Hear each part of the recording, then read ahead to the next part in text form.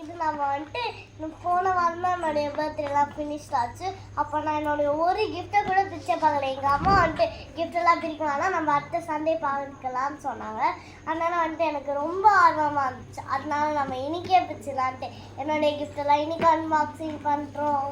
First வந்துட்டு என்னுடைய ஃபஸ்ட்டாக நான் ஆசைப்பட்டேன் இது ஒரு கிரையான்ஸ் மாதிரி ஒரு டப்பா இருக்கும். அதுதான்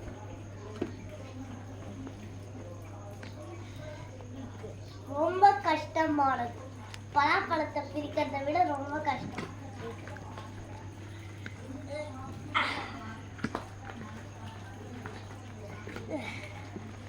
பார்த்துக்கோங்க காய்ஸ், ரிவீல் பண்ண போறேன். உள்ள தங்கம் இருக்கா மாதிரி இருக்கா. உள்ள டச்செல்லாம் நிறைய ஆர்மிக்கல் கலர்லாம் இருக்கும். நிறைய ஆர்மிக்கல் கலர்லாம் இருக்கும்.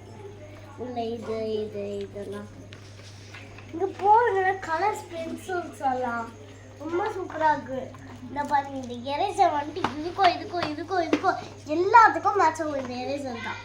இங்கே வந்துட்டு மொத்தம் 3 பென்சில்ஸ் கொடுத்துருக்காங்க. அதில் ஒரு ஒயிட்னர் இருக்கா மாதிரி தான் இங்கே கேட்டேன். இது வந்துட்டு எங்கள் மாமா வாங்கி கொடுத்தது. ஒரு ஒயிட்னரும் இருக்கா மாதிரி இங்கே கேட்டேன். ஆனால் அவர் அந்த மாதிரி வாங்கி கொடுக்கல. ஆர்மிக்கல் கலர்ஸ் தான் நிறைய வந்துருக்கு. ஷாடோ கலர்ஸ் கூட நிறைய வந்துருக்கு.